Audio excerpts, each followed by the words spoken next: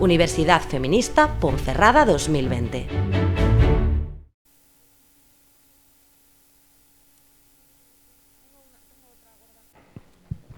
Bueno, pues bienvenidos y bienvenidas un día más a estas jornadas feministas. La verdad es que es muy gratificante, en primer lugar como mujer y en segundo lugar como concejala de Igualdad, el hecho de que un día más, una jornada más, hayáis llenado la sala demostrando que el feminismo importa, que el feminismo está vivo y que el feminismo va a ser lo que transforme esta sociedad en un lugar más justo e igualitario para el conjunto de la población.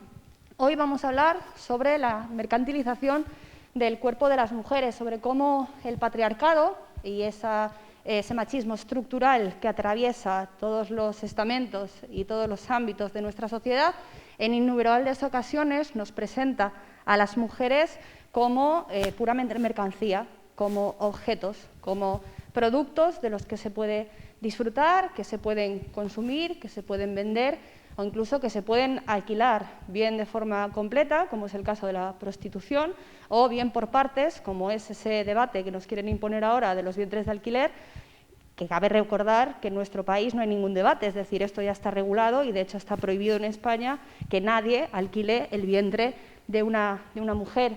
Vamos a hablar de prostitución y de cómo un 90% de las personas víctimas de trata son mujeres con fines de explotación sexual, es decir, mujeres para ser consumidas por hombres.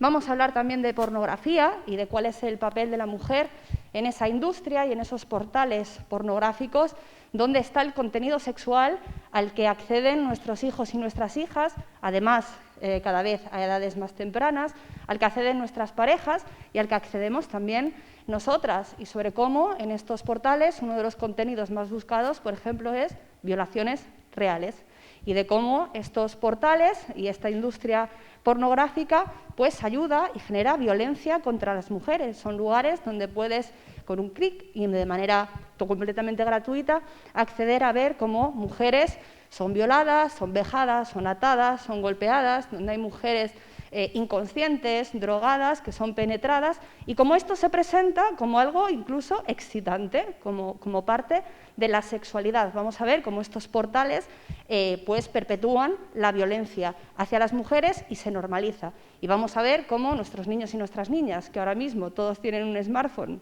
a los 11, 12 y 13 años, a los 30, están cansados de erotizarse y de sexualizarse viendo este tipo de contenidos. Vamos a hablar sobre cómo el cuerpo de las mujeres, en muchísimas ocasiones, es presentado como un reclamo. Y esto lo vemos en los parabrisas de nuestros coches, en los carteles de manera continua o incluso en las últimas páginas de los medios de comunicación más importantes de nuestro país. Vamos a hablar sobre cómo todo esto genera desigualdad, una desigualdad estructural, y para eso hoy contamos con Towanda Rebels, unas activistas de reputada trayectoria que creo que hablan sin tapujos, que hablan de forma muy clara y que ponen de manifiesto una realidad con un lenguaje que no es usual, pero creemos que es muy claro y muy explícito. Así que, sin más, daros las gracias otra vez por haber asistido y os dejo con Towanda Rebels. Gracias. Gracias, Lorena.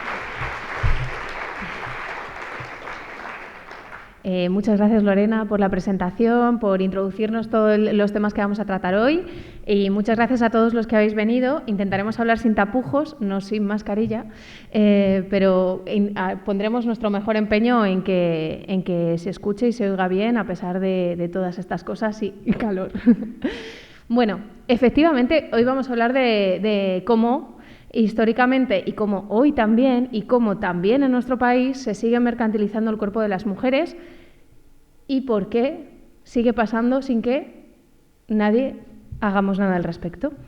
Entonces, para hablar de todo esto hay que hablar pues de otras cositas. Antes de meternos de lleno con la pornografía, la prostitución y los vientres de alquiler, vamos a dar un pequeño repaso a cuál ha sido el lugar y cuál sigue siendo muchas veces el lugar, aunque nos creamos que no. Vamos a ver, sí. ¿Cuál puede ser el lugar todavía que las mujeres ocupamos en el espacio público, en las redes, en los productos culturales, etcétera? Por ejemplo, nosotras hemos puesto aquí dos frases, a ver si alguien sabe quién ha dicho estas frases. Las mujeres son, en esencia, objetos estéticamente agradables. ¿Quién? Bill Gates, podría ser. Podría ser. ¿Quién más podría haber dicho esta frase? Trump. Podría haberla dicho. Dijo que podía cogernos por el coñito cuando quisiera, ¿no? ¿Quién más? ¿Quién? Fraga, ¿has dicho?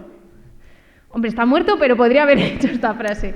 En realidad, el señor que la dijo también está muerto, pero es una figura de reputado prestigio. Se llamaba Jean-Jacques Rousseau y se pasó la vida hablando de libertad, de igualdad y de fraternidad, las bases de nuestras sociedades democráticas. Pero podría haberla dicho Maluma también, ¿no? La educación de las mujeres debe ser relativa a los hombres, agradarnos, sernos de utilidad, hacernos amarlas y estimarlas, educarnos cuando somos jóvenes y cuidarnos de adultos, aconsejarnos, consolarnos, hacer nuestras vidas fáciles y agradables.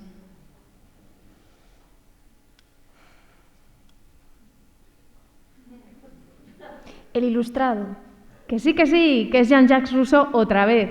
Lo ponemos aquí porque, oye, qué personaje más admirado, qué ejemplo de igualdad, de libertad, de revolución en las calles, ¿verdad?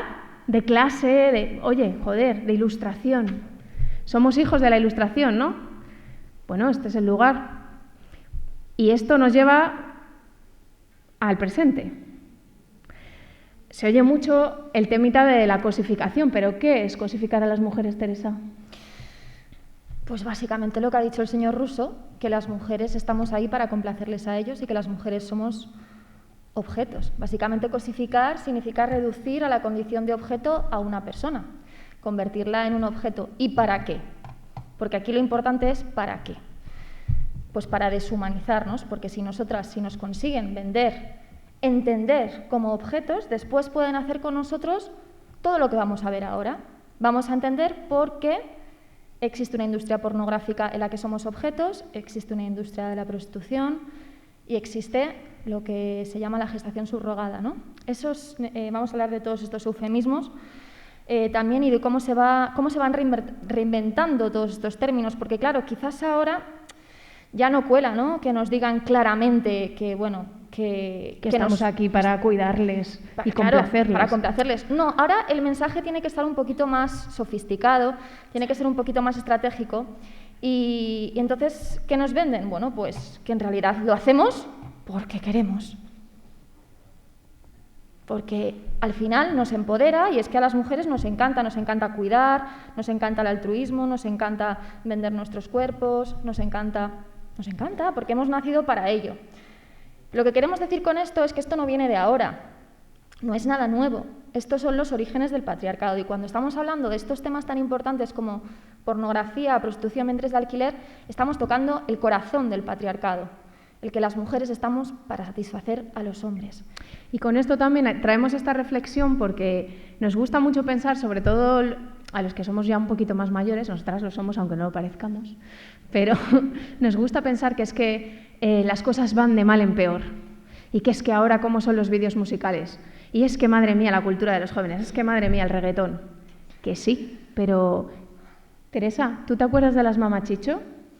Mamachicho me toca ¿Os acordáis? cada vez más. ¿Os acordáis de las Tutti Frutti en ¿Cómo Telecinco? olvidarnos?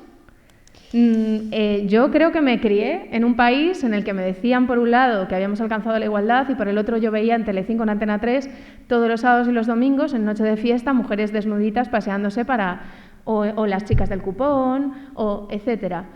Ahora nos venden el discurso que de mover los culos, es una mirada mucho más pornificada. Eso es verdad y ahora lo vamos a ver, es cierto. Pero cuando nos hablan de revolución sexual, de la liberación sexual del 68, se olvidan decirnos que nos dejaron ser libres para hacerlo de toda la vida.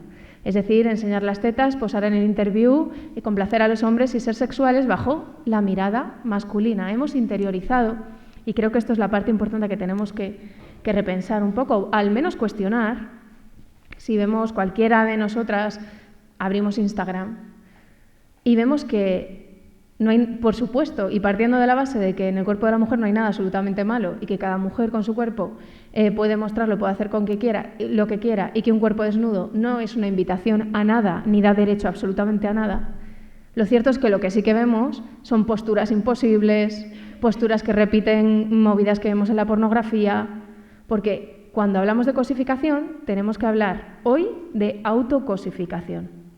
Tenemos que hablar de cómo las niñas hemos interiorizado poco a poco, día a día, cómo gustar. Y ahora sabemos y tenemos muy claro que para gustar, para que me quieran, para tener seguidores, para tener likes, tengo que poner una foto de mi culo en pompa. Es así.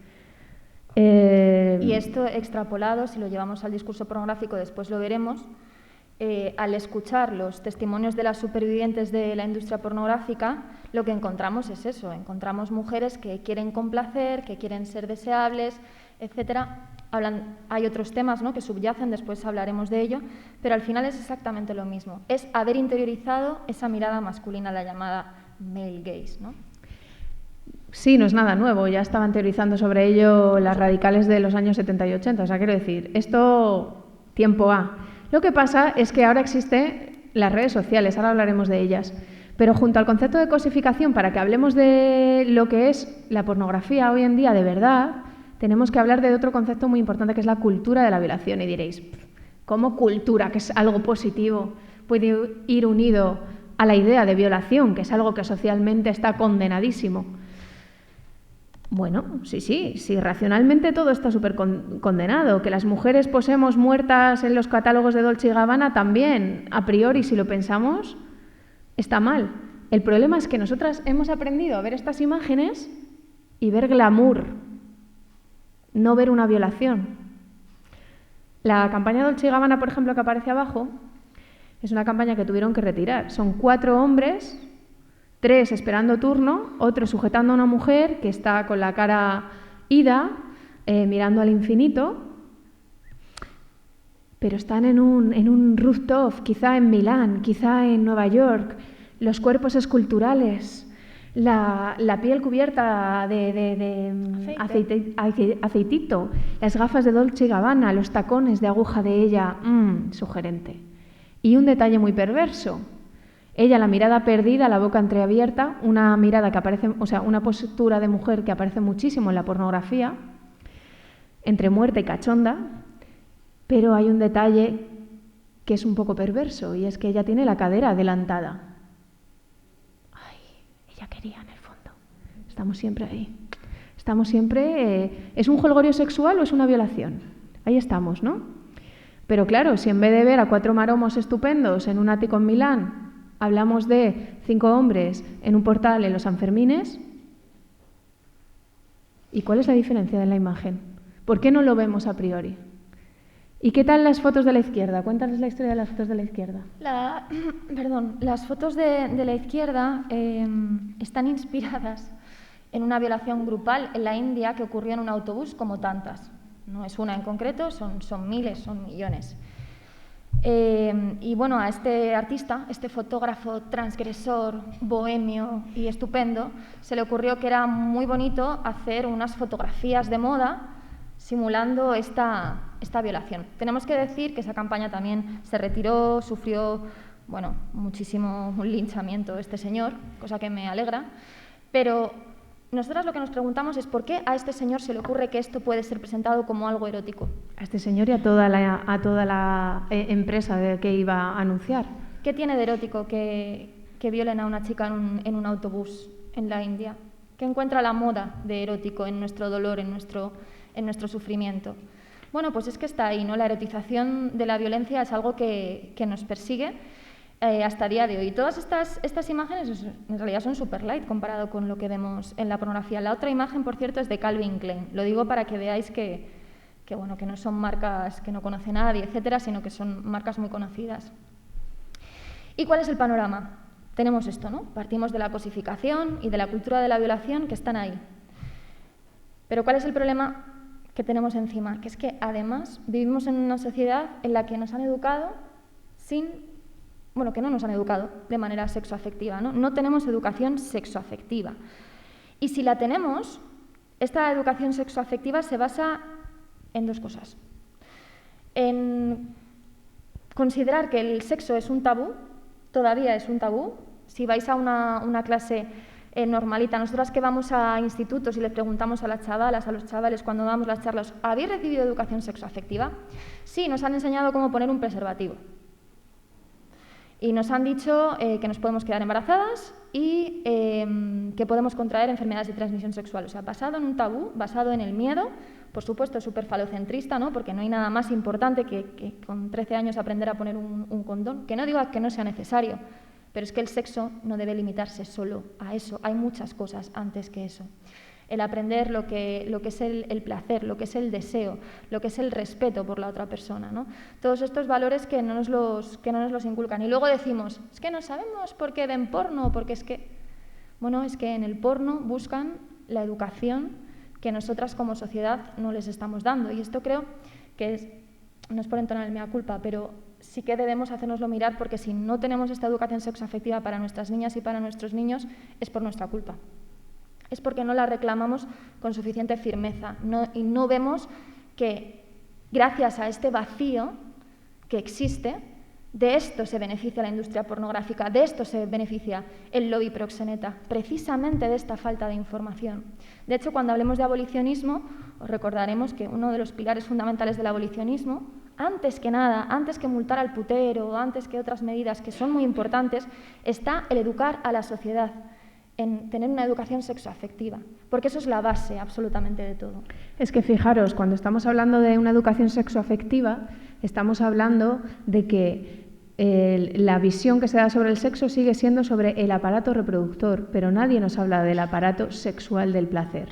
Las niñas y los niños, pero sobre todo las niñas, siguen sin saber qué es el clítoris, cuánto mide, dónde lo tienen. La invisibilización de la anatomía femenina sigue siendo el pan nuestro de cada día en todos los institutos en los que nos encontramos. Si ellas no conocen su cuerpo, si no saben lo que les gusta, si no saben experimentar, si no tienen ni idea de los límites, de lo que pueden sentir o no, de lo que es bueno o no, de lo que quieren o no quieren, y lo único que ven es la pornografía, y ahora hablaremos de a qué edades empiezan a ver pornografía, lo que nos encontramos es que la mirada sobre la sexualidad es una mirada androcéntrica. Ellas van a entender su cuerpo solo en base a masturbar, a hacer una felación, a la penetración, porque no conocen lo que a ellas les gusta, ni su anatomía, ni lo que les puede apetecer. No pueden explorar porque les estamos diciendo que el sexo es un tabú y no hay nada más atractivo para un adolescente que prohibirle o esconderle algo, y a la vez dejamos que estas industrias entren en sus cabezas a través de los dispositivos móviles. Y encima vivimos en una cultura en la que a las mujeres se nos sigue diciendo que si consentimos o no consentimos cuando hablamos de violencia sexual. Vosotros y vosotras habéis escuchado, me imagino, noticias sobre violaciones, manadas, etc. ¿Alguna vez habéis escuchado que se le pregunte a alguna mujer si deseaba estar allí? Porque yo no. Bueno, tiene que demostrar, de hecho... Tiene que demostrar, de hecho, que no deseaba y que dejó bien claro que no daba su consentimiento. Sin embargo, tampoco he escuchado nunca preguntarle a un hombre, bueno, ¿pero usted deseaba? Porque se da por hecho. Y tampoco se les pregunta, ¿usted consintió? Porque hay un mandato sobre la masculinidad que nos dice que los hombres siempre tienen deseo sexual.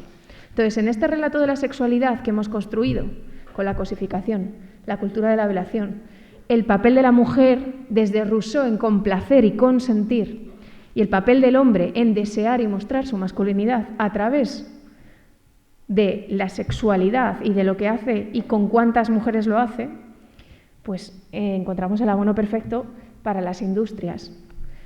Pero es que además hemos alcanzado la igualdad. Bueno, a nosotras, por hablar... tocar en lo personal un poco, a nosotras nos contaron que habíamos conseguido la igualdad. La verdad, ¿eh? O sea, nosotras pensábamos que, bueno, que esto de que las mujeres no alcanzáramos cuotas de poder, que bueno, que eran todo, pues pues una cuestión de azar, de mala suerte, pues si nos han violado o nos han maltratado o nos han hecho cualquier cosa, bueno, pues esto es una cuestión de mala suerte. No lo relacionábamos con una violencia estructural. ¿Y por qué? Porque nos habían vendido el cuento de que habíamos conseguido la igualdad y además nos habían, algo mucho más perverso yo creo, nos habían robado nuestros referentes y nos habían robado nuestra historia de lucha. Pero ahí están los datos, podemos leer algunos si queréis, pero realmente es absurdo, pero al mismo tiempo muy peligroso, muy perverso, que nos hayan colado esta mentira. Porque cuando hablamos de violencia sexual y cuando hablamos de prostitución, de pornografía, etc. Y de libre elección. Y de libre elección, efectivamente, tenemos que tener estos datos en la cabeza. Las mujeres no hemos conseguido la igualdad ni de lejos, ni siquiera en nuestros países supuestamente avanzados, abro súper comillas, en los que hemos conseguido una igualdad formal o legal, ni siquiera en nuestros países. Pero es que si ya nos vamos a otros contextos culturales, la situación es la que es, ¿no? Sí, vamos a leer 3 datos. Hay muchísimos, pero vamos a empezar por, de los 1.300 millones de personas que viven en pobreza en el mundo, 910 millones son mujeres. 910. Igualdad. No me gustaría estar en igualdad de la pobreza, pero, hombre, algo quiere decir todo esto. La pobreza tiene rostro de mujer en el mundo. Se estima que el 35% de las mujeres de todo el mundo ha sufrido violencia física o sexual. Cada 15 segundos una mujer es maltratada en alguna parte del mundo. La violencia de género es la principal causa de muerte o discapacidad de las mujeres entre 16 y 44 años en el mundo. Pero no existe la violencia de género, oigan. Cuando decimos que el machismo mata, no es una exageración. Y por no hablar de las mutilaciones genitales, por no hablar de el pobre acceso a la educación en muchos países y analfabetismo, por no hablar de los matrimonios infantiles y tantas cosas, ¿no? Pero bueno, es una pincelada para que nos situemos en un contexto en el que no hemos alcanzado la igualdad, en que nosotras no partimos desde los mismos puestos que nuestros compañeros de pupitre, en el que nosotras seguimos viviendo con unos índices de violencia y violencia sexual muy elevados que hace que tengamos miedo de viajar, miedo de ir solas por la noche, miedo de tantas y tantas cosas que condicionan y coartan nuestra libertad, porque el miedo es ausencia de libertad. Entonces, hablar de libre elección cuando vivimos con más pobreza, con menos educación, con menos oportunidades, con la carga de los cuidados y con tantas y tantas cosas a nuestras espaldas, es hipócrita. Además, vivimos en la era de la tecnología, ¿no? Y esto ha tenido una impronta súper importante en las industrias del sexo. Súper importante. Desde la llegada de Internet, la globalización y desde el uso de los móviles, en todas las partes del mundo, personas que no tienen agua corriente tienen un móvil.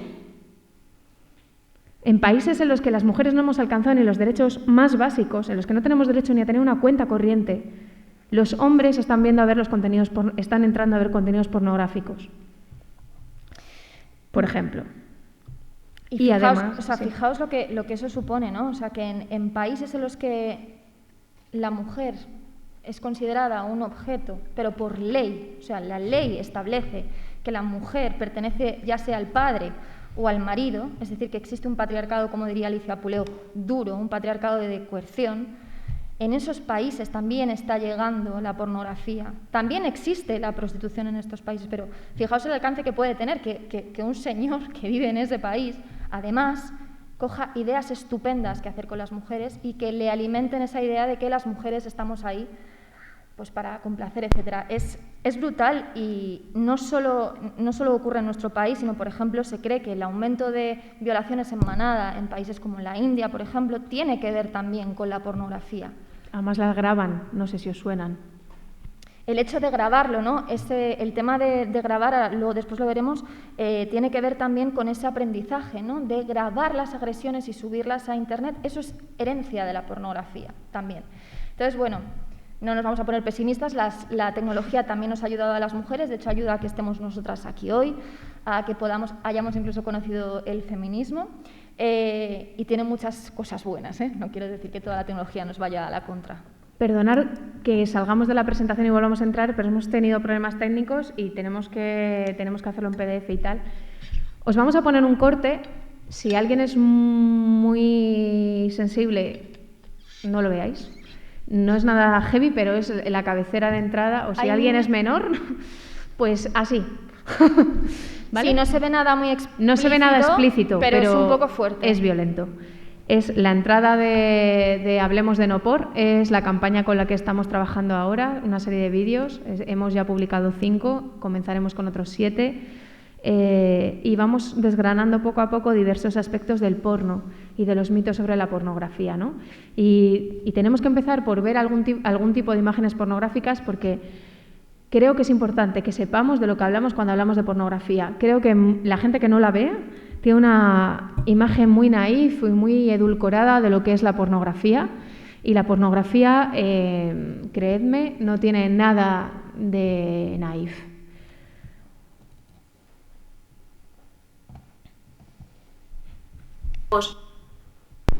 Que la industria de la publicidad... Espera un momento, perdón, que es que está Se ha quedado abierto ese. Sí, Está ahí. Perdón. Hemos creado una expectativa y ahora la estoy jorobando. Espera, es que está claro, está aquí dándolo todo, la cosificación aquí lleva 3 horas. A ver.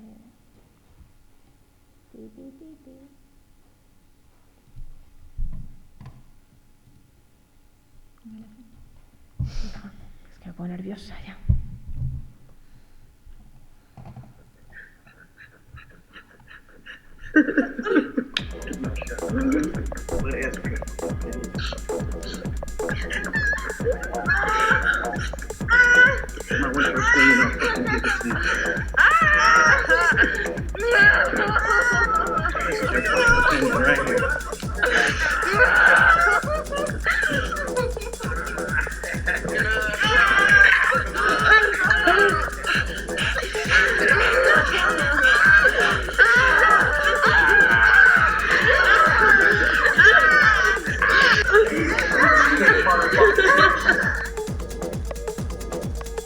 Buenas a todas. Hoy empezamos con una serie de vídeos muy especiales. Ha sido para nosotras muy duro documentarnos y recopilar los datos, revisar los testimonios y visionar muchas de las cosas que vamos a contaros en las próximas semanas. En un momento en el que el mundo paraba y en el que nos tocaba confinarnos y estar separadas, en el que no podíamos salir a las calles a reivindicar y a luchar, pues han sucedido muchas cosas. Las feministas hemos sido de nuevo acusadas de todos los males de la humanidad. ¡Qué novedad! Y mientras las mujeres volvíamos a ser señaladas, algunas de las industrias más criminales y machistas sacaban beneficio de nuestros cuerpos. De nuevo, ¡qué novedad! De los primeros días de la pandemia guardaremos titulares de la vergüenza en los principales medios de todo el mundo, en los que se contaba jocosamente y casi como una acción humanitaria que la página pornográfica más grande del planeta hubiera liberado sus contenidos para que los pobres hombres recluidos en sus casas se pasaran la pandemia pajeándose. Sí, mujeres del mundo, en medio de una crisis sanitaria global, el negocio de la mal llamada industria del sexo planeaba enriquecerse. Algunas quizás penséis que estamos exagerando, Que la pornografía es ficción. que ya estamos de nuevo las feministas criticándolo todo. Que qué puritanas que somos. Exageradas, dramáticas, cortarrollos, feminazis. Bueno, os proponemos un viaje. Os invitamos a acompañarnos a profundizar en todas esas afirmaciones en una serie de vídeos donde nos preguntaremos Si lo que vemos en la pornografía es ficción, si la pornografía es sexo, si el porno tiene o no influencia en nuestras relaciones sexuales en la vida de los niños y niñas del mundo. e incluso en nuestra vida diaria. También os invitamos a que veáis porno, porque yo creo que no puedes saber lo que hay ahí hasta que no lo ves. Y lo decimos nosotras que lo conocíamos. Realmente ya habíamos estudiado la pornografía, pero cuando nos pusimos a hacer esta serie de vídeos, a hacer esta campaña, dijimos, bueno, tenemos que tener material, tenemos que saber exactamente cuáles son las tendencias, qué es lo que se está... Solo os puedo decir que ha habido días de no poder comer. No poder dormir, no poder socializar con la gente de las cosas tan fuertes que hemos visto. Y estamos hablando de plataformas como Pornhub, que es super light. No estamos hablando de deep web, no estamos hablando de cosas fuertes que realmente... No. O sea, la pornografía mainstream, la que consumen nuestros niños y nuestros adolescentes. Esa pornografía. Para empezar, ¿os acordáis que hemos empezado hablando de cosificación? La pornografía nos cataloga. También dice, no, hay una pornografía para mujeres, no, pero también hay hombres en la pornografía. Bueno, nosotras que venimos del mundo audiovisual ya os podemos adelantar que los hombres que aparecen, el tratamiento de la imagen simplemente, ya habéis visto unas pocas escenas, los primeros planos, a ellas siempre se las ve la cara, a ellos no. Lo único que vemos de los hombres la mayoría de las veces son los penes, las erecciones, porque hay un discurso de todo va bien. El marco en el que se mueve de guiones, de la erección a la eyaculación, en fin, eso es lo importante, es el discurso de la sexualidad que vemos en la pornografía. Y lo que vemos es un catálogo de mujeres a elegir entre rubias, pelirrojas, negras, chinas, japonesas, de todas las nacionalidades, de todas las razas, de absolutamente todas las partes de nuestro cuerpo, tetas grandes, culo grande. Y ¿hay algo que podamos decir que es más cosificador, de hecho, que partirnos por trozos, vendernos por trozos, ponernos etiquetas como si fuéramos ganado para que todos los hombres alrededor del mundo aprendan a erotizar esta manera de vernos a las mujeres como objetos? Porque vemos primerísimos planos de boca, vagina, ano. Somos agujeros en los que ellos se corren. De hecho, es algo... nos llama mucho la atención que cuando se reivindica una pornografía alternativa, una pornografía, no sé cuántos, todas esas etiquetas absurdas que le ponen, muchas veces dicen, bueno, cuerpos no normativos, pero no os preocupéis, si ya hay.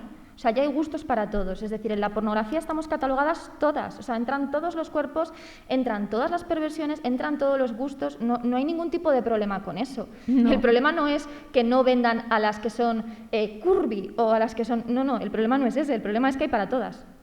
Hay para Pero todas, porque todas sí. Somos mercancía y todas somos consumibles. El problema es el discurso que hay para cada una de nosotras. O sea, también hay un relato racista, xenófobo. Hemos tenido que ver cómo cuando las refugiadas de Siria venían al país, lo que se ponía de moda era vídeos pornográficos con refugiadas. Hemos tenido que ver cómo ahora con el COVID se han puesto de moda vídeos de enfermas siendo violadas o de enfermeras que llegan a casa y reciben la cura del coronavirus. Que es que tienen imaginación para todo esto. Bueno, incluso hay... Bueno, me voy a callar. Porque tenemos unos ingredientes, además, aparte de la cosificación, de esta idea de la cultura de la violación, aparte de que ahora hablaremos de las prácticas de riesgo, tenemos unos ingredientes en la pornografía que es que no se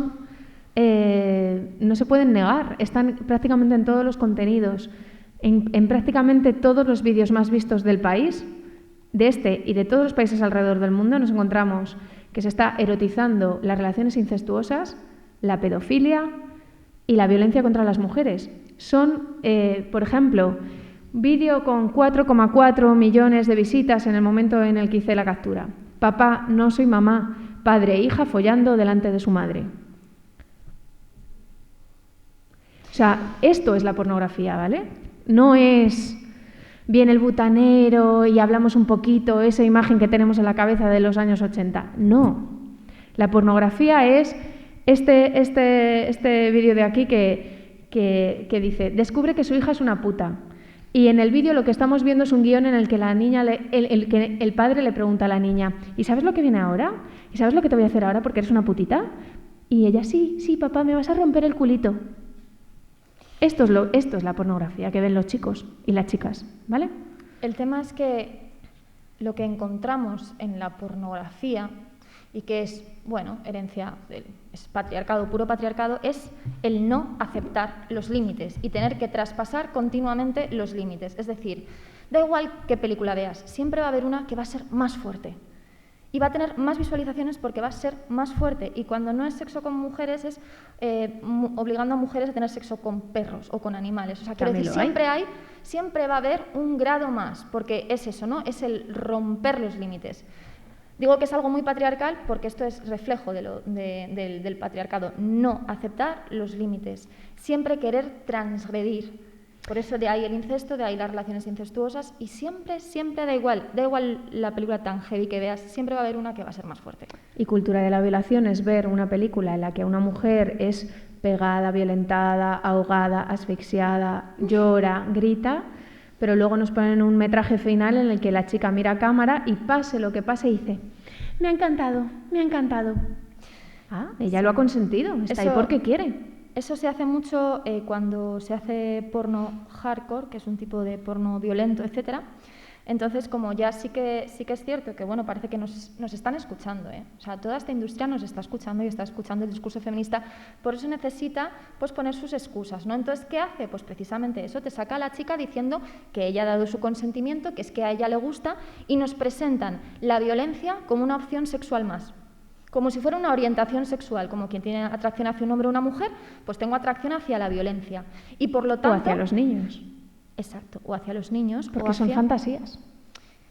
Exacto. ¿Y dónde está el punto? ¿Dónde está el punto? Porque nosotras viendo vídeos en los que se simulaba que eran menores de edad, realmente tú no podías saber si esas personas eran menores de edad o no. De hecho, se han colado muchos vídeos, bueno, colados, que no se han colado, es que hacen negocio de ello, de violaciones a menores. Porque es imposible saber si eso que está ocurriendo, con ese nivel de violencia, si eso es realmente una violación o una película porno, como decía el abogado de la manada. Pero claro, la pregunta que nos tenemos que hacer es, si no podemos diferenciar claramente si lo que estamos viendo es violencia o no, tenemos un problema, ¿eh? Estamos erotizando la violencia contra las mujeres. Y además esas cosas llevan a prácticas de riesgo que tienen que ver con la integridad física de las mujeres, pero que tienen también que ver con el crecimiento exponencial en enfermedades de transmisión sexual entre la población más joven, en clamidia, gonorrea, sífilis, herpes genital y, por supuesto, sida. Pero con prácticas, por ejemplo, con el sexo en grupo, por supuesto, la pornografía no vais a ver un condón, salvo en la francesa, que no se vende por eso mismo, porque se ponen condones. No hay un condón allí. El uso y abuso de las sustancias, de las drogas, es una tónica general que también aparece en muchas pelis y que las propias supervivientes y mujeres que han estado en la pornografía cuentan que para poder soportar las sesiones de grabación de películas en las que 5 hombres te están penetrando por el ano, la mayoría de ellas han consumido drogas y alcohol, porque no lo puedes soportar, tu cuerpo no lo puede soportar. Prácticas como el fisting, que es introducir el puño por el ano. Prácticas, pues yo qué sé, por ejemplo, se ha puesto de moda los prolapsos anales, mostrar a cámara que se nos salgan los intestinos. Cosas como infecciones provocadas por otra práctica que les encanta a ellos, ATM, el ass to mouth, que significa que de introducir el pene en el ano, después a la boca directamente. Todas estas cosas, los chicos y las chicas las están viendo, pero ¿sabéis desde qué edad las están viendo? Ahora lo veremos. Pero solo es ficción, no pasa nada. Efectivamente, yo creo que esta es el gol que nos han colado y que a día de hoy mucha gente no entiende. Vamos a ver, nosotras somos actrices y todo el mundo, da igual que no seáis actores, todo el mundo sabe lo que es una ficción. En una ficción tú haces creer al público que lo que está ocurriendo es real, pero no es real. En la pornografía lo que está ocurriendo es real, es decir, si la película pornográfica se llama Le rompo el culo a mi hermana, así, iguales todas. Quizás esa chica no sea su hermana, pero que hay una mujer a la que le están rompiendo el culo y que va a tener una lesión anal, eso es real porque lo estás viendo en cámara. Sí. Eso no ocurre en el cine. Entonces yo no sé, ese mantra que nos han metido en la cabeza de que son fantasías, de que es ficción, no es verdad. Lo que está ocurriendo es de verdad. Las mujeres a las que están pegando, a las que están sodomizando, a las que están violentando, humillando, vejando, son mujeres reales. ¿Y sabéis una cosa? Son mujeres exactamente igual que las que estamos aquí. Exactamente igual. Con sueños, con vidas, con historias, muchas de abusos en la infancia. Podríamos ser cualquiera de nosotras, porque cuando tienes 16 años o 17 años y hay un proxeneta y te quiere captar y eres carne de cañón, nos podría pasar a cualquiera. Todo el mundo ha tenido una adolescencia difícil, hay gente que viene, pues eso, de contextos más complicados, etcétera. Cuando tú escuchas a Mia Khalifa, a gente así, ¿por qué entró en la pornografía? No es que entrara libremente, es que la captaron, fueron captadas para estar en la pornografía. Entonces, este cuento de que solo es ficción, realmente nos lo tenemos que hacer mirar, porque incluso se escucha mucho, ¿no? Incluso dentro de ambientes feministas, ¿no? Bueno, es que la pornografía es ficción. Oiga, no es ficción, ¿eh? Las que están ahí son sus compañeras también. Y no es ficción lo que se hace con la pornografía, porque ¿para qué miramos pornografía? ¿Los hombres para qué ven pornografía? Esa es la pregunta más concreta.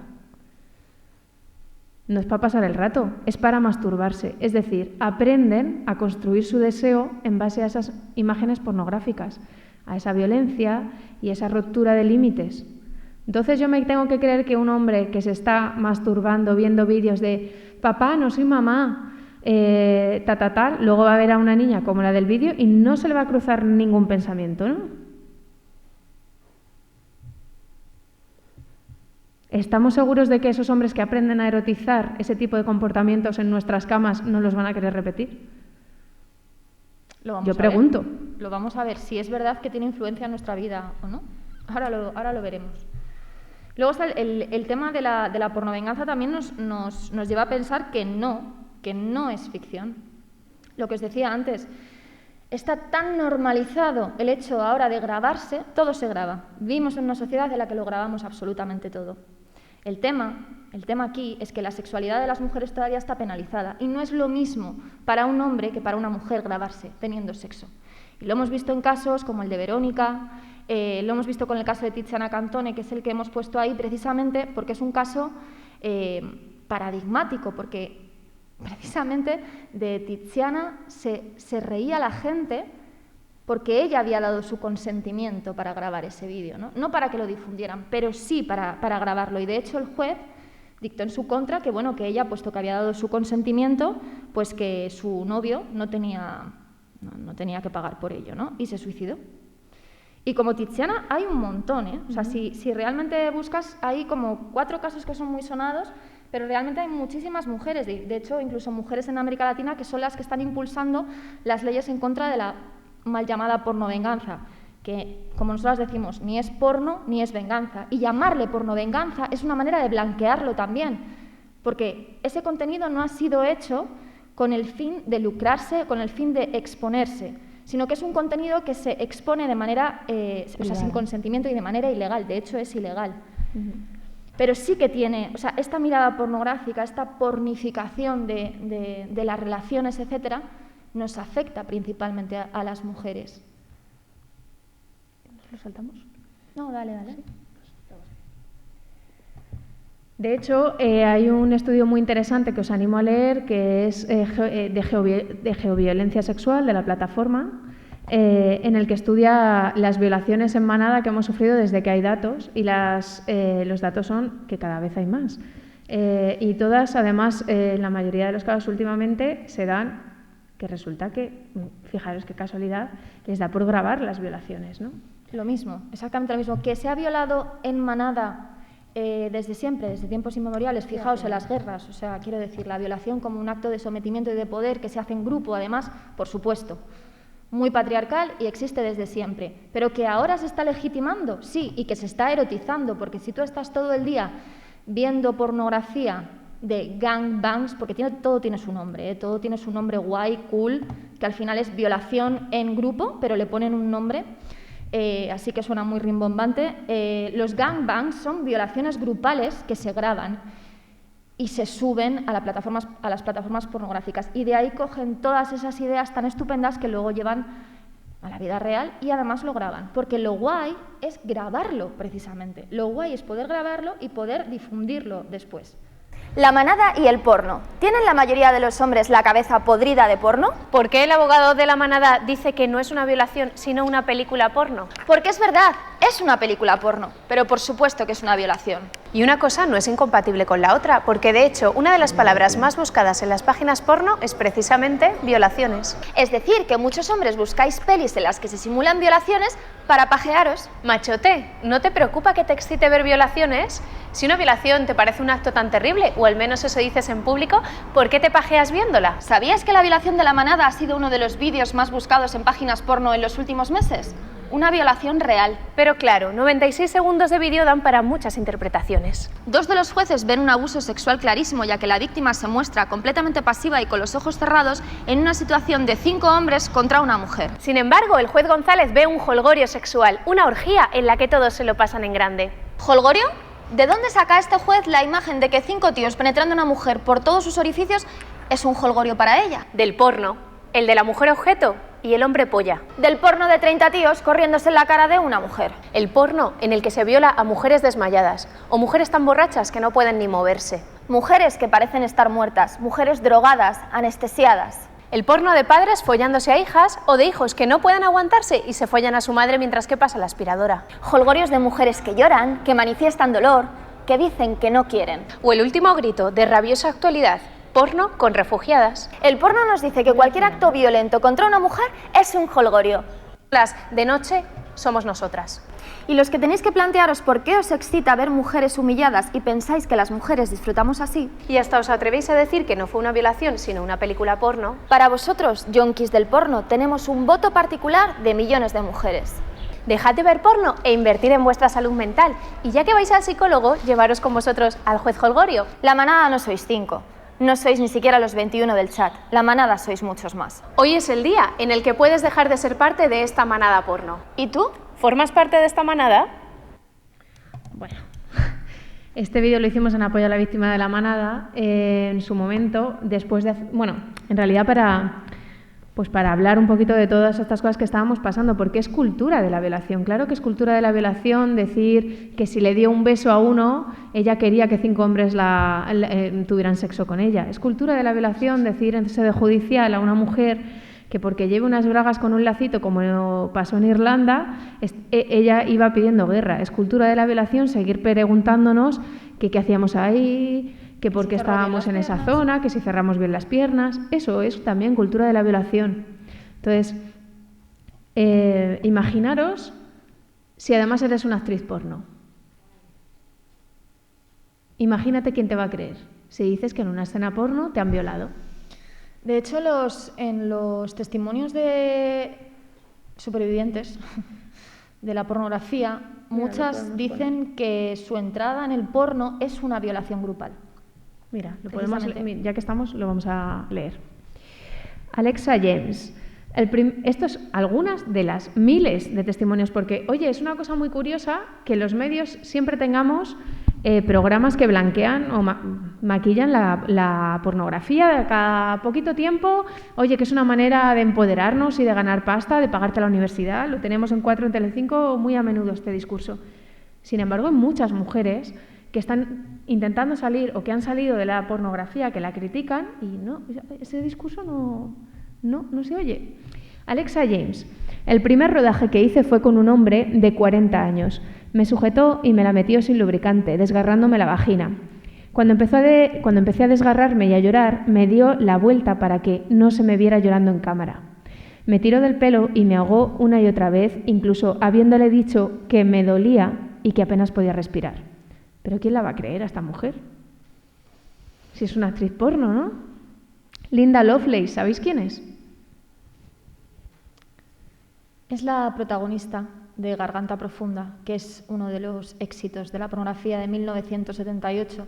Una película que recaudó millones de dólares.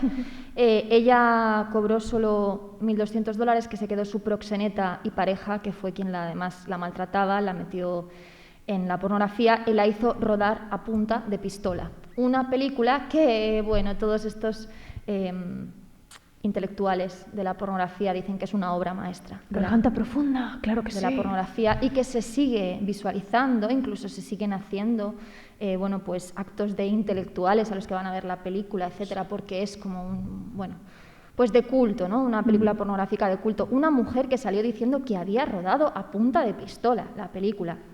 Dice, de hecho, mi iniciación en el porno fue una violación grupal por 5 hombres organizada por el señor Trainor, que era su marido en su momento.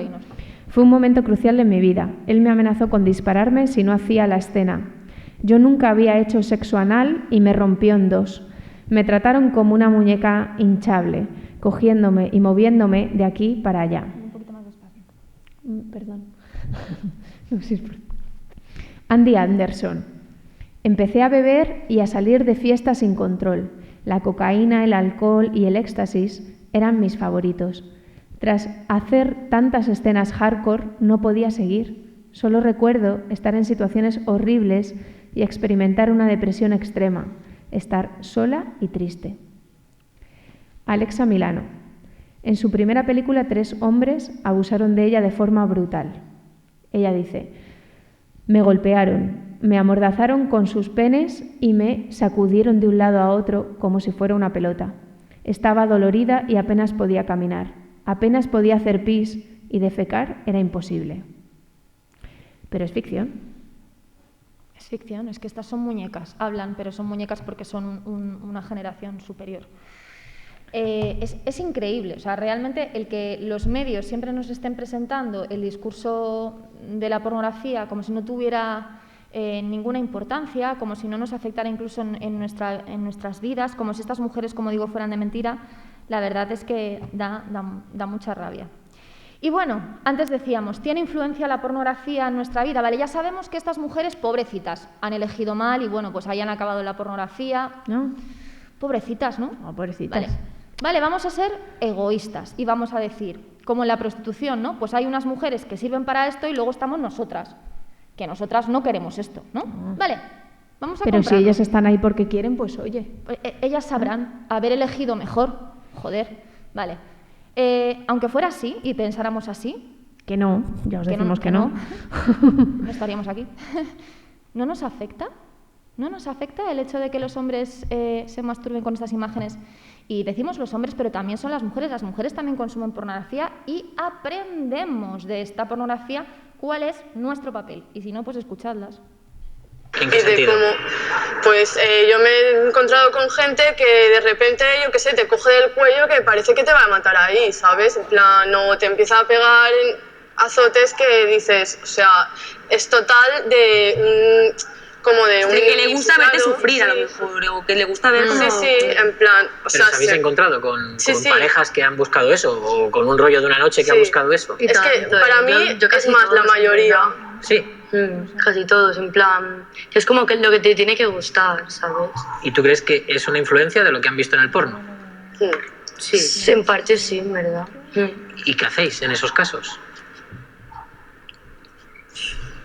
¿Qué hacemos? Es que en ese momento ya callarme, no sé.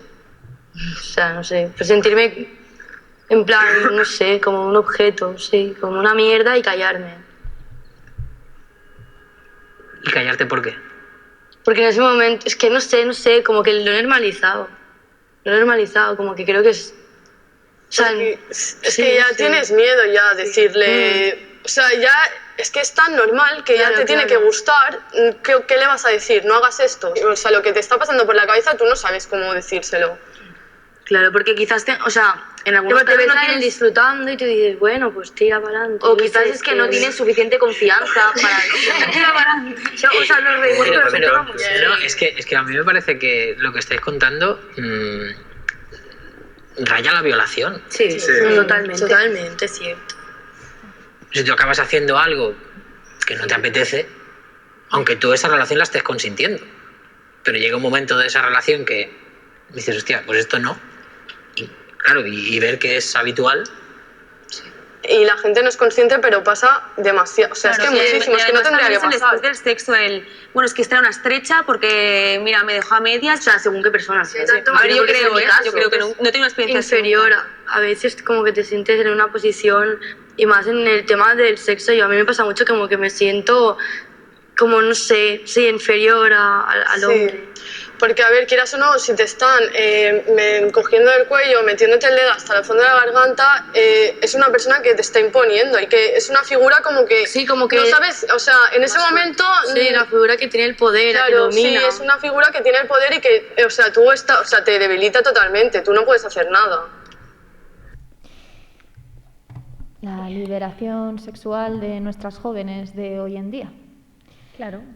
Además, al final, es que en este cachito no sale, pero al final decían una cosa que a mí me encantaba, que me parece que tenemos que pensar sobre ello, porque una de ellas dice, pero ¿por qué yo le tengo que decir a un chico que a mí no me gusta que me cojan del cuello y me asfixien? O sea, ¿por qué ese chico piensa que a mí me puede gustar eso? Es interesante, ¿no? O sea, porque, hombre, tú te vas a la cama con alguien y entiendes que esa persona quiere darte placer. Y quiere tener placer contigo, y quiere pasar un buen rato contigo. No quiere hacerte daño, no quiere violentarte. Pero es que ha cambiado todo, han cambiado los códigos. Pero lo que no ha cambiado es que las mujeres tenemos miedo de no complacer, de no cumplir las expectativas. Y luego hay una cosa, yo creo que hay una cosa que también hay una reflexión que es más profunda a todo esto, ¿no? Si estamos viendo unas imágenes, imaginaros que lo que ellas nos están contando es lo que vemos en la pornografía, esas imágenes de me he cogido el cuello, me dio una hostia, me dio la vuelta y empezó a follarme por detrás, estas cosas. ¿Qué pasa si tú paras? ¿Qué pasa si tú dices no y no para él? El problema es que tú estás en una situación en la que él tiene el poder, ellas lo dicen, yo soy un objeto, yo estoy haciendo una cosa que no quiero. ¿Cuál es la diferencia entre eso y una violación? Pues en la cabeza de muchas mujeres la única diferencia es que yo me calle y no diga que no, porque si digo que no y él sigue, entonces ya sí que ya no me puedo negar más que me está violando. Porque el discurso y el relato sobre la violación que nos han dado y que creemos que es que ocurre en un callejón, a oscuras, a punta de navaja, por un desconocido. Pero la mayoría de nosotras no hemos sido violadas ni a punta de navaja, ni por un desconocido, ni en un callejón, sino en un ambiente conocido, por un conocido y sin navajas. Algo mucho más parecido de lo que está contando ella. Lo que pasa es que no sabemos ponerle palabras. También te digo que porque es muy duro, aceptar qué está pasando y, sobre todo, qué puede hacer ella, que es lo que decía Teresa. ¿Por qué? ¿Y por qué no dices que no?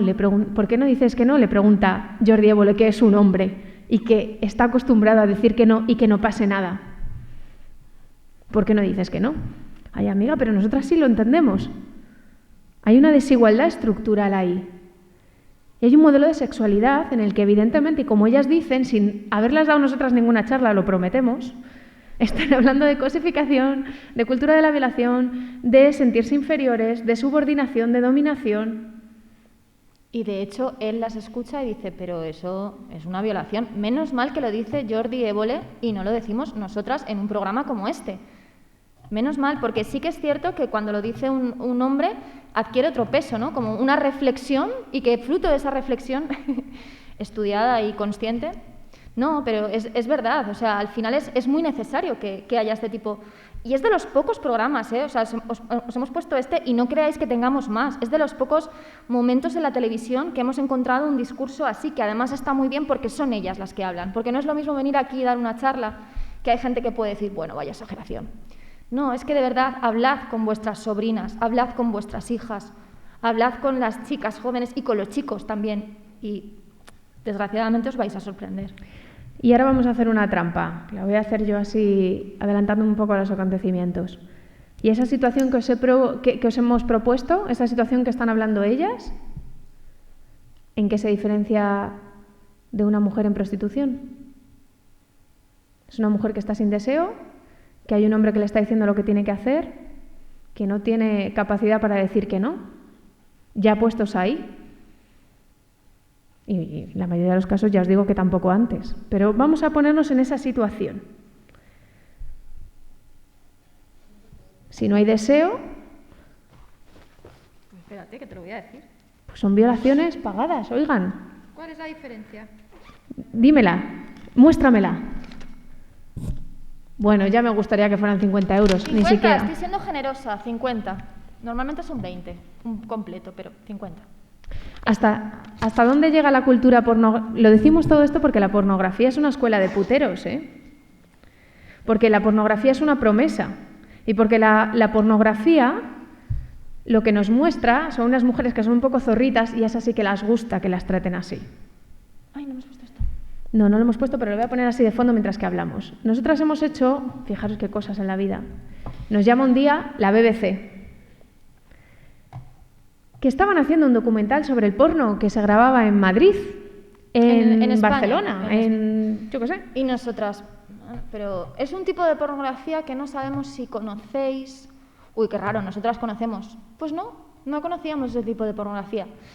Ese tipo de pornografía se llama public disgrace, humillación pública, y se graba en nuestro país, porque, bueno, pues por un vacío legal pueden venir aquí a nuestro país y, bueno, pues golpear, agredir, vejar, humillar, someter a mujeres en la vía pública. Y lo graban y lo suben a plataformas pornográficas y además es de pago, generalmente. Entonces, muchas productoras pornográficas de Reino Unido vienen a España. Por eso vino la BBC para ver qué opinábamos nosotras al respecto y estuvimos con ellas. Era un experimento con varios chavales. Había una chica que era súper feminista, otra chica que era adicta a la pornografía, un chico que no sabía de qué iba la historia, el pobre. Pero veía porno, era casual. Bueno, pues un chico joven, es que todos ven porno, por si no lo sabíais. Y entonces la verdad es que estuvo muy interesante porque viendo las imágenes del Public Disgrace cuando se las enseñamos, se dieron cuenta que uno de los actores que estaba haciendo ese tipo de pornografía era este señor.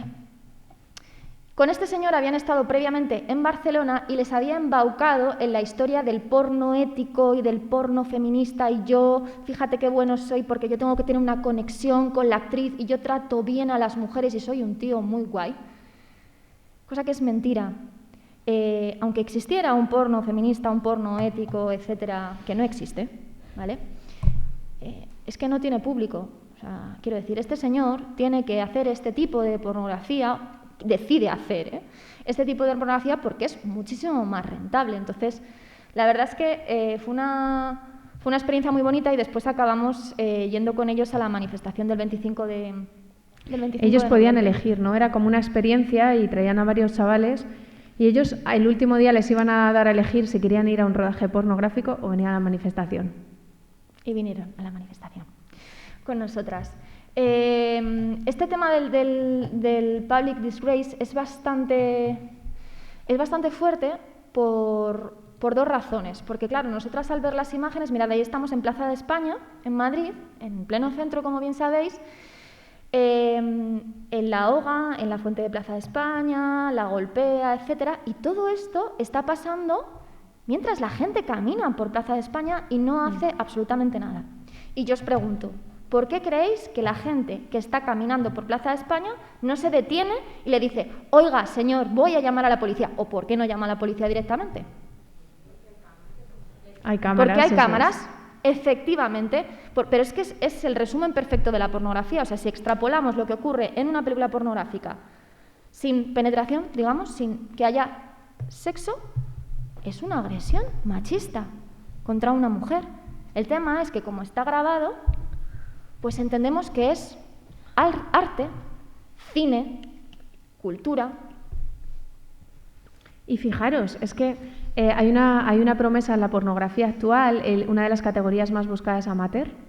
Amateur significa que son gente que en su casa sube vídeos y monetizan y pueden ganar dinero como youtubers, pero pornográficos. ¿Sabemos acaso en qué condiciones se están dando? Si esas mujeres saben que las están grabando, esos hombres, ¿quién gana dinero con ellos? Bueno, ¿sabéis de hecho que la mayoría de los vídeos amateur no son vídeos amateur, sino que forman parte del entramado de la industria que fabrica incluso estos contenidos que parecen amateur?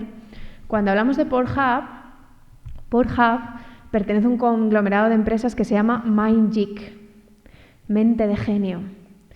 Todas estas empresas, todas estas plataformas audiovisuales y productoras audiovisuales y lugares donde alojar contenidos pornográficos, la última vez que dijeron lo que habían ganado fue en 2015 y ese año, solamente ese año, ganaron 460 millones de dólares. Todas estas empresas juntas. Que digan que ganan. Que digan. Porque además la pornografía tiene, si alguna vez habéis entrado en una página pornográfica, y si no ya os lo digo yo, el negocio de la pornografía ha cambiado, y si antes era el Canal Plus, si eran las revistas del Interview, luego pasaron a ser el ordenador, y en los últimos años accedemos a la pornografía a través de los dispositivos móviles, que tienen otra cosa que se llama el GPS. Entonces, las páginas pornográficas saben dónde nos encontramos y cuando estamos viendo vídeos pornográficos, al lado se nos abren unos chats que primero son webcams, luego son livecams y si entras te va a acabar llevando a un piso de prostitución a 200 metros donde puedas hacer realidad la fantasía que estás viendo en el porno. Es el negocio perfecto. Las chicas en prostitución, en los pisos de prostitución, ¿qué nos cuentan? Que chavales juntan la paga de todos y cada fin de semana uno va al piso de prostitución. Porque los niños, y ya tenemos datos, La Universidad de Islas Baleares publicó en 2019 este estudio estupendo que se hizo en 9 provincias en España. Y lo cierto es que el primer contacto con la pornografía de los niños y las niñas es a los 8 años. Y además, cuando les preguntan cómo han llegado, dicen que ellos no llegan, que la pornografía les llega a ellos. En contenidos relacionados, en buscadores, a través del Twitter. ¿Sabéis que en Twitter hay pornografía? ¿Sabéis que en Facebook, en Instagram? ¿Sabéis que en TikTok está siendo uno de los principales medios de los pederastas para contactar y para hacer grooming a las niñas? ¿Sabéis que existe una plataforma que se llama OnlyFans, en la que tú le pagas a la persona de la cuenta para que te mande un vídeo personalizado? Y OnlyFans hay menores haciendo vídeos. La pornografía, así en general, luego ya como el día a día, empieza a ser habitual a partir de los 13 años. Pero fijaros, a los 8 empiezan a ver este tipo de imágenes, se las encuentran. A los 8 años no han tenido ni el primer contacto prácticamente ni con sí mismos. Muchos de ellos ni siquiera habrán tenido un orgasmo ni queriendo, ni en sueños. ¿Y qué pasa aquí? Que ya les estamos metiendo esta mirada pornográfica en su sexualidad. Lo que estamos haciendo, y no lo decimos nosotras, lo dice la Declaración Universal de los Derechos del Niño, es dejar que nuestros menores vivan en un ambiente sexualizado, coartándoles el libre desarrollo de su sexualidad. Y eso es un delito. Eso es un abuso sexual a la infancia. O sea, si a un menor le llega contenido pornográfico, bueno, un menor y hablando sobre todo de niños de 8 años, eso es un abuso sexual. Sabemos que ha estado aquí. Ella es una referente, es una teórica brillante. Sí, también es superviviente, pero es una teórica brillante.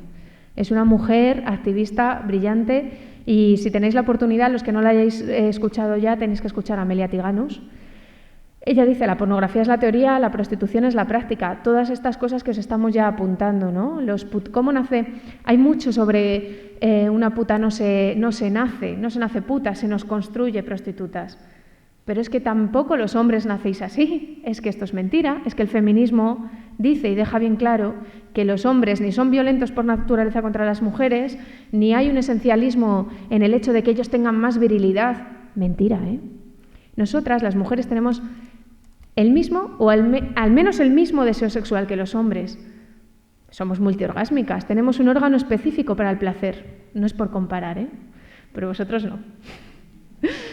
Quiero decir, ese cuentito de que las mujeres no queremos sexo es un cuentito para justificar que existan industrias como la prostitución.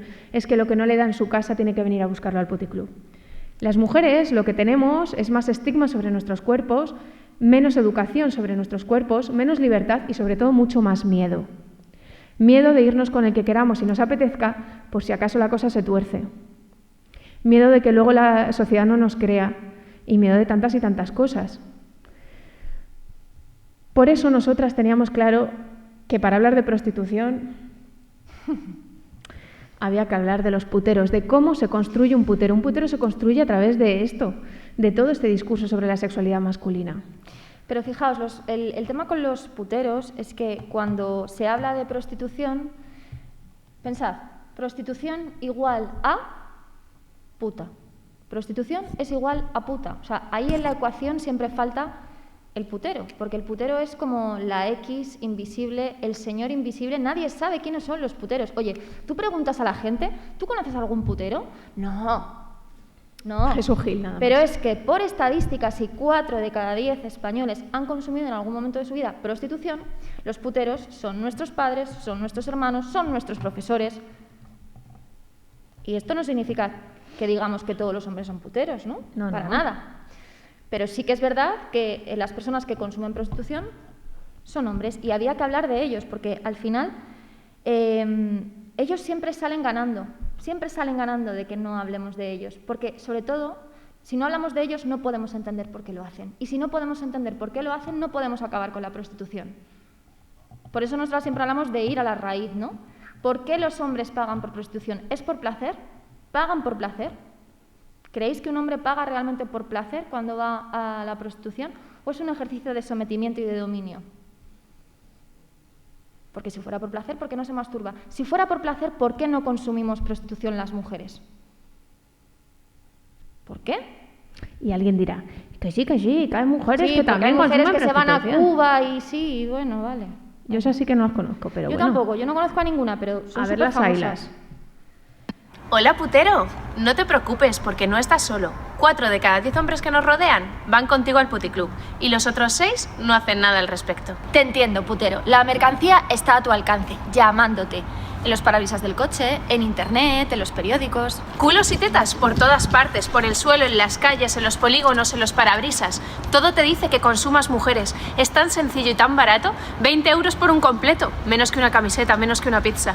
20 euros por follar con una mujer que hará todo lo que le pidas. Y mejor, que fingirá que le gusta. O todo lo contrario, porque sabemos que hay veces que te gusta hacérselo pasar mal. Y aquí no hay nadie que te diga que no puedes hacerlo. Media hora, una hora con una mujer que hará todo lo que le pidas cuando le metas la polla en la boca, en la vagina, en el culo, con tal de que te corras, pagues y te vayas. Esto último especialmente le encantará. Voy a contarte un secreto. Ninguna de las mujeres a las que has pagado querían estar contigo. Ninguna parte de su piel quería que las tocaras. Lo han hecho por dinero. Putero, deberías de empezar a llamar a las cosas por su nombre. Esto no va de sexo, va de poder. Tú no pagas por follar. Vamos un poco justo de tiempo. Nos hemos enrollado un poco y pensábamos que teníamos más tiempo. Pero vamos a ir derechas al turrón.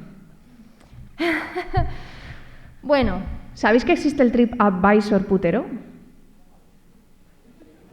Porque... a ver, pero una cosa, ver. o sea, ¿cómo podemos saber quiénes son los puteros? Porque como digo, como los puteros no se sabe nada, porque son esos señores que nadie sabe, pero es que los puteros dejan rastro. Dejan un rastro en Google. Y dejan rastros, pues, como este. Entonces, nosotras creemos que no hay nada mejor que leerles. Escucharles, darles la palabra. Y así hablan los puteros. Bueno, esto de TripAdvisor es una broma, pero es la verdad. Existen los foros de puteros en los que ellos dejan reviews de cómo son las chicas, de lo que han querido o no han querido hacer, de cuánto cobran y de qué pueden hacer entre todos para hacer que bajen los precios. Se llama fratría. Esto complicado. Su actitud y su servicio fueron simplemente una chapuza. Me hizo una mamada sin ningún interés. A cada rato se apartaba para coger aire y movía la mandíbula de lado a lado. Claro, ¿cuántas felaciones llevaba esa chica ese día? Frotándose la cara con el ceño fruncido. Le pregunté si solía chupar las pelotas. Puso cara como de estar enferma, vamos, de asco, y dijo no. A esas alturas yo estaba totalmente cabreado por sus obvias ganas de terminar. Entonces, fijaros, pasó a contarme una historia personal, porque lo que allí estaba pasando no era personal. Extremadamente triste. Parecía que se iba a echar a llorar. Pero entonces se recompuso. Me sentí como una mierda. Como si estuviera abusando de la pobre chica. ¿Lo ha entendido? Me corrí. Ah, pues no. Me vestí y me fui amargado, sintiéndome como un cabrón y lo más bajo de la escala social. Bien. ¿Cuál es su reflexión? Chicas así no deberían estar trabajando. Por esto es por lo que hay que regular la industria e introducir alguna clase de protección al consumidor. Estoy realmente molesto. Y ahora es cuando él llora, cuando nos cuenta la historia triste. Necesitaba alegrarme porque últimamente mi vida ha dado un giro de mierda. Y Heaven no dejan el nombre porque sí, lo dejan para que los demás sepan con quién no tienen que irse. Y esa pobre muchacha el próximo día no vuelva a decir que no a chupar las pelotas ni a nada. Porque cuando ellas no tienen clientes, su deuda con los proxenetas va creciendo cada día. Pero son libres, y pueden decir que no. Esto. Y Heaven solo consiguió hacerme sentir peor. Y en realidad, si decimos que la prostitución es un trabajo, pues este señor tiene razón.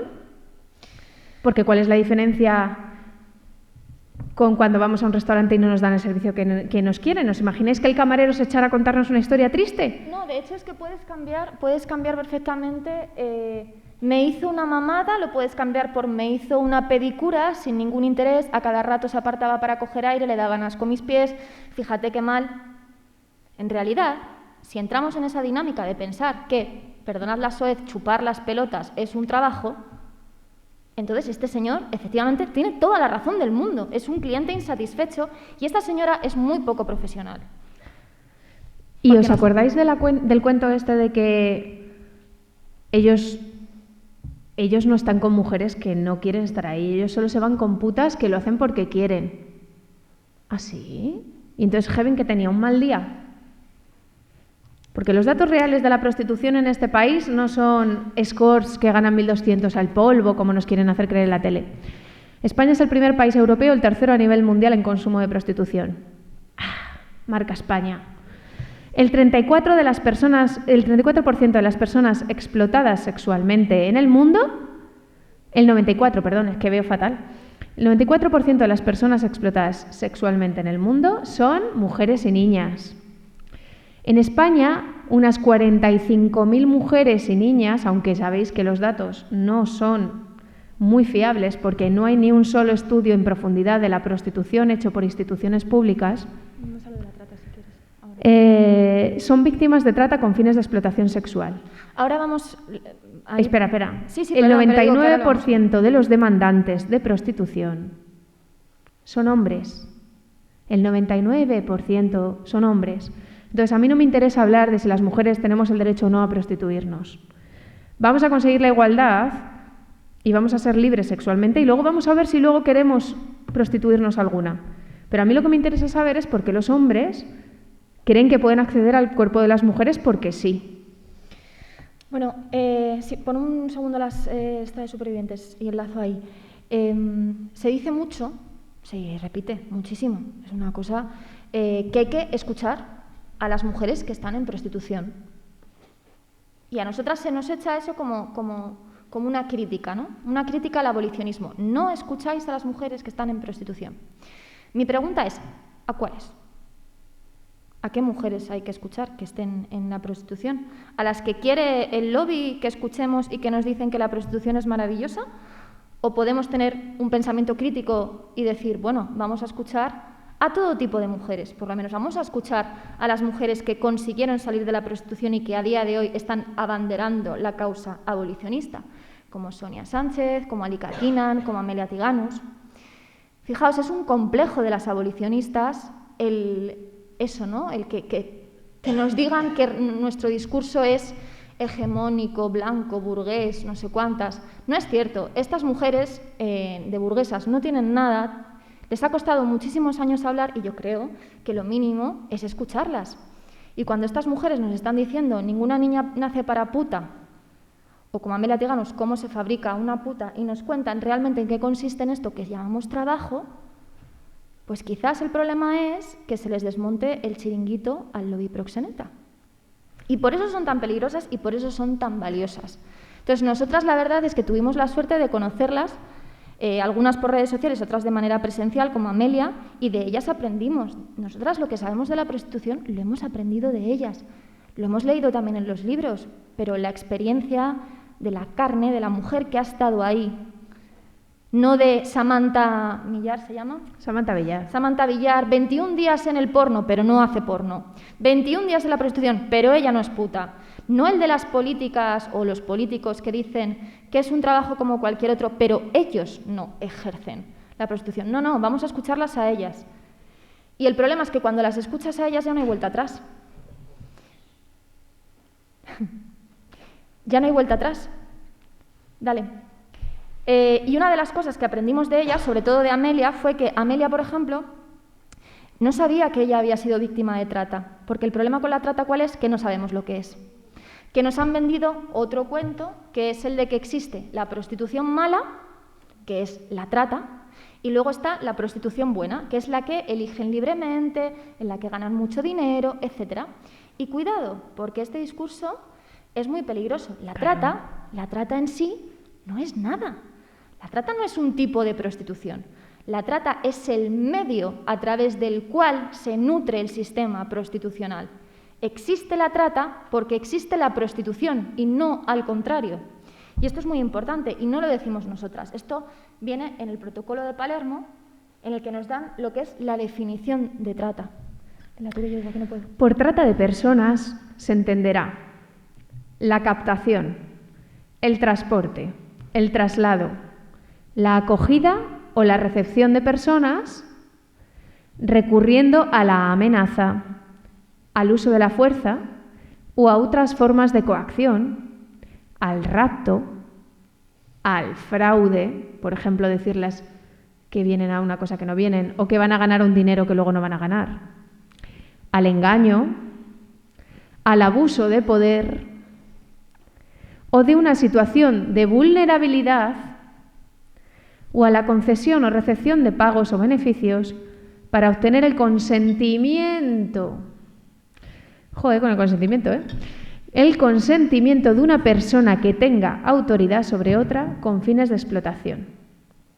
Esta explotación incluirá como mínimo la explotación de la prostitución ajena u otras formas de explotación sexual, los trabajos o servicios forzados, la esclavitud o las prácticas análogas a la esclavitud, la servidumbre o la extracción de órganos. Es decir, todo eso es trata, es el medio, la captación, el coger a unas personas en un lugar del mundo. Atención aquí con esto de coger a unas personas, incluso comprar a unas personas y traerlas a otro sitio, que luego lo vamos a ver en los vientres de Aquiles. La trata es cogerlas, trasladarlas con unos fines, con los fines de lucrarnos a través de ellas. Y la explotación sexual en sí es la prostitución. La trata no es prostitución, la trata es la captación y el traslado. Y lo más interesante de todo, el consentimiento dado por la víctima de la trata de personas a toda forma de explotación que se tenga la intención de realizar, descrita arriba, no se tendrá en cuenta, es decir, es no válido legalmente. Tiene nulidad. Cuando se haya recurrido a cualquiera de los medios enunciados en dicho apartado. Amelia y todas las mujeres en prostitución creen que por el hecho de haber dicho sí una vez, son culpables y responsables de todo lo que les ha pasado después. El feminismo, el abolicionismo y creo que cualquier mirada de justicia sobre las mujeres y sobre la vida de las mujeres, lo que nos explica es que las mujeres vivimos una situación de desigualdad estructural y en determinados países, porque solo hay que mirar a los puticlubs y ver de dónde llegan las mujeres en cada momento de la historia, en determinados países la única salida para muchas mujeres es la prostitución. Pero el hecho de cómo las engañan, de cómo las traen, de todo lo que las hacen, de las vejaciones, de cómo las roban el dinero, de cómo las obligan a pagar unas deudas que son irreales, todo eso es explotación sexual. De hecho, lucrarte de la explotación sexual, es decir, de otra persona acostándose con hombres, en España es un delito. El problema en nuestro país es que la legalidad hace muy difícil perseguir el proxenetismo porque se necesita una denuncia de la víctima de trata. ¿Os acordáis que hace unos años las mujeres víctimas de violencia de género solo podían denunciar ellas y la mayoría de las denuncias se archivaban porque retiraban las denuncias contra sus maridos, contra los padres de sus hijos? Pues estas mujeres que deben miles de euros, estas mujeres que no conocen otra vida, estas mujeres que han sido fabricadas para pensar que solo pueden hacer esto, estas mujeres que han sido expulsadas por nuestras leyes de extranjería del mercado laboral y de todos los derechos, estas mujeres que en muchos casos ni siquiera hablan castellano, que ni siquiera tienen un centro, en España no existe un centro para mujeres que quieran salir de la prostitución, son ONGs privadas las que están ayudando a que estas mujeres puedan salir adelante. ¿En serio creéis que podemos decir que están ahí porque quieren?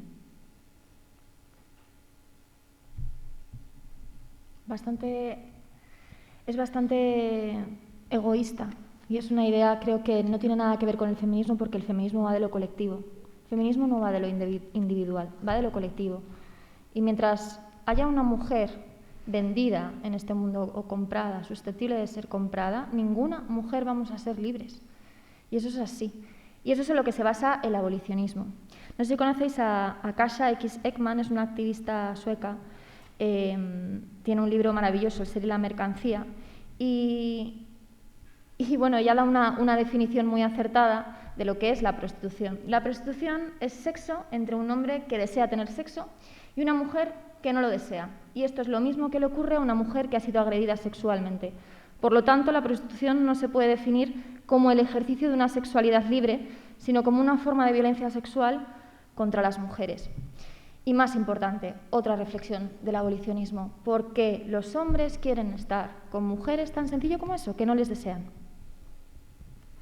¿Y qué hacemos con eso? La única respuesta para el abolicionismo es educar, reeducar a toda la sociedad. De manera que es que sea totalmente impensable que un hombre pueda desear estar con una mujer que no desea. Nosotras siempre lo preguntamos, chicas, ¿estaríais con un hombre que sabéis que no os desea, que es que os detesta, que quiere que os vayáis, que quiere que os corráis y que os vayáis? ¿Estaríais con un hombre así? ¿Podríais correros?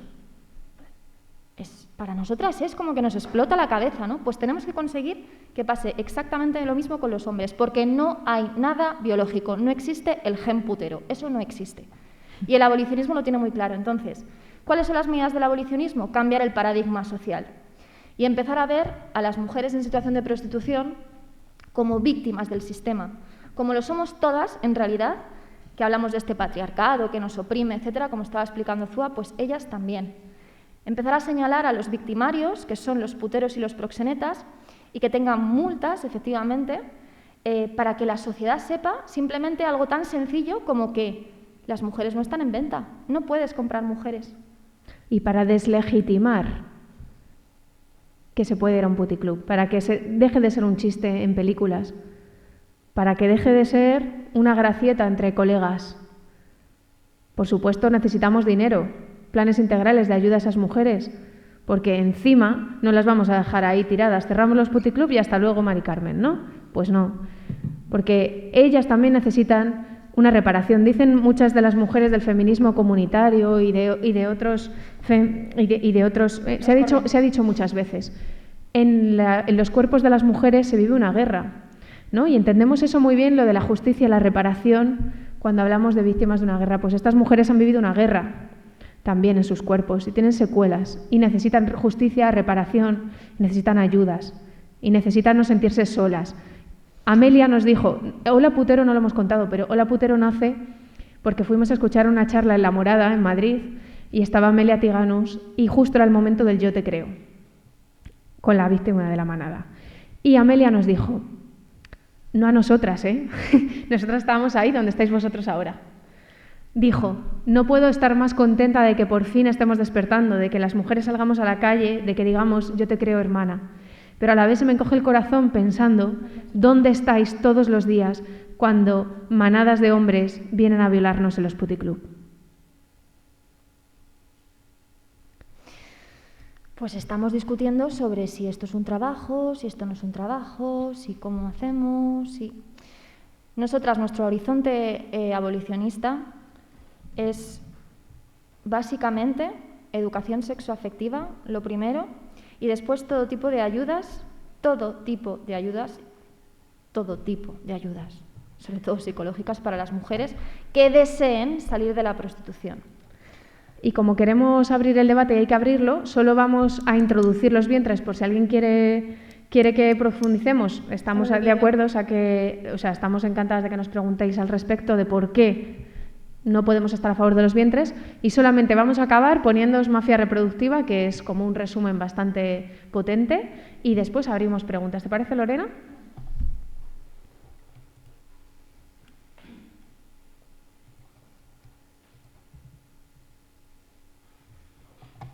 Hola, tratante reproductivo. Hablas de regular los vientres de alquiler en España, pero tenemos una noticia para ti. Ya está regulado porque está prohibido. Nuestro ordenamiento jurídico prohíbe expresamente la gestación por sustitución porque la filiación está determinada por el parto. Es decir, que nuestras leyes dicen que la madre es la que pare. Regulado está, señores, y es ilegal. Pero ya que habéis sacado el tema, hablemos de lo que vosotros llamáis gestación subrogada y nosotras vientres de alquiler. Vaya, no os gusta el término, lo sabemos. ¿Y qué tal la explotación del cuerpo de la mujer? ¿Tampoco? ¿Y compraventa de niños? Deberíamos empezar a llamar a las cosas por su nombre, aunque suenen mal.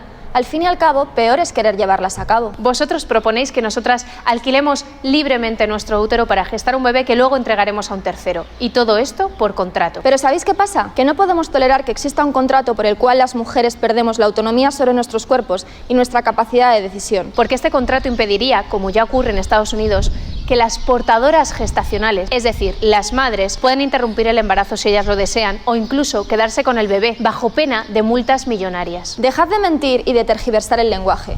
No es generosidad, es explotación. No es libertad, es sometimiento. No es consentimiento, es coerción. Decís que será altruista y mentís de nuevo porque la gestación subrogada nunca es altruista. Siempre hay una compensación económica resarcitoria por las molestias causadas y otros gastos a especificar en el contrato. Eso sí, es curioso que habléis de altruismo, pero lo prohibáis tajantemente entre parientes. Así, una mujer no podría gestar y parir por su hermana y tendría que hacerle una desconocida a la que tendría que inevitablemente compensar económicamente. También es curioso que habléis de altruismo solo para la mujer gestante. ¿También serán altruistas los abogados, las agencias, las clínicas? Debería serlo si es una cuestión de solidaridad. ¿De verdad creéis que las españolas vamos a querer parir para otros cuando la natalidad en nuestro país está en 1,33 hijos por mujer? Resulta que somos el cuarto país del mundo en el que menos niños nacen, pero claro, debe ser porque no nos dejan parir para otros. Entonces, ¿por qué ese afán de regular los vientres de alquiler en nuestro país si no va a haber mujeres dispuestas a engendrar y a parir por otros? Es sencillo, legalizarlo facilitaría la compraventa de niños en el extranjero, porque hay países que exigen una legislación favorable para poder hacer un contrato. Esto es precisamente lo que ha ocurrido en países como el Reino Unido. Mientras que la cifra de mujeres inglesas que deciden alquilar su vientre es anecdótica, se le ha dado vía libre a los ingleses para que exploten mujeres más pobres en el extranjero. No es solidaridad pedirle a una mujer que geste y pare una criatura para luego deshacerse de ella. Es inmoral pedirle a alguien que ponga en riesgo su salud y su vida por dinero, por el dinero que necesita para dar de comer a sus propios hijos o incluso darles educación. Sentimos decepcionaros, pero no nos creemos que esto sea por los derechos de las mujeres, sino porque hay mucho dinero en juego. Dinero que se llevan sobre todo los intermediarios, los tratantes, los que han hecho de nuestra salud reproductiva un negocio y de los niños un bien de consumo que se puede elegir por catálogo e incluso devolver si está defectuoso. No puedes decir que exageramos. Ha habido muchos casos en los que los padres intencionales, como a vosotros os gusta llamarles, se han echado atrás porque el bebé tenía algún defecto físico o porque ha cambiado su deseo. No podemos culparles. Esto es lo que ocurre cuando reduces un ser humano a la categoría de producto, de objeto, cuando la vida de una persona depende de un contrato, de una tarjeta de crédito. No sé si lo sabes, pero estos tratantes se escudan en que la gestante no tiene ningún vínculo genético con el feto y por lo tanto no es la madre. Lo que no nos dicen es que los padres intencionales tampoco tienen por qué tenerlo, ya que el material genético muchas veces también es comprado. Por lo tanto, ¿quiénes son los padres? Siento comunicarte que los padres, básicamente y sin eufemismos, son los titulares de la tarjeta de crédito. A vosotros, traficantes reproductivos, os decimos que no nos vais a engañar, que sabemos lo que queréis y que nos negamos a ser hornos, vasijas, transportistas gestacionales, seres gestantes. Y nos negamos a que lo sea una mujer española, india o ucraniana, porque todas las mujeres merecemos ser tratadas como personas y no como cosas o instrumentos. Nuestro útero no es una incubadora. Utilizar el cuerpo de una mujer no es una técnica de reproducción asistida. Nos negamos a seguir siendo cosificadas, instrumentalizadas, mercantilizadas para satisfacer los deseos, que no derechos de otros. Voy a contarte un secreto. Tener un hijo no es un derecho, es un deseo. Perpetuarse genéticamente no es ningún derecho. Lo que sí que es un derecho, en cambio, es que los 120 millones de niños huérfanos que hay en el mundo tengan un hogar y una familia. Pero claro, para mejorar el sistema de adopciones nos interesa legislar. De verdad que agradecemos y nos enternece que os preocupen tanto las libertades de las mujeres, pero parir para otros no está en nuestra lista de prioridades. No vemos miles de mujeres pidiendo parir para otros. Lo que vemos es una industria que necesita que se legisle para poder seguir lucrándose a costa de nuestros cuerpos. Y como seres humanos nos negamos a que se siga explotando a mujeres pobres, como ya está ocurriendo gracias a vosotros, intermediarios, tratantes. Pero ya que habéis sacado el tema, lo que nosotras pedimos y exigimos al Gobierno es que se derogue la modificación del Código Civil por la cual en este país se permite que se explote a mujeres en el extranjero y la compraventa de niños. Como en Ucrania, donde el sueldo medio es de 145 euros y ya hay granjas de mujeres, como en la India, pariendo para las y los ricos. Y no es que en Ucrania y la India las mujeres sean más generosas, es que tienen más necesidades. Dejad de mentir, de ocultar, de jugar con la frustración de unos y la necesidad de otras. Dejad de intentar conseguir votos a costa de lo que sea. Dejad de utilizar la palabra libertad para justificar cualquier acto atroz en el que hay un negocio de por medio. La verdad es que no os importan los derechos de las mujeres ni de los niños. No sois intermediarios, sois tratantes, sois mafia.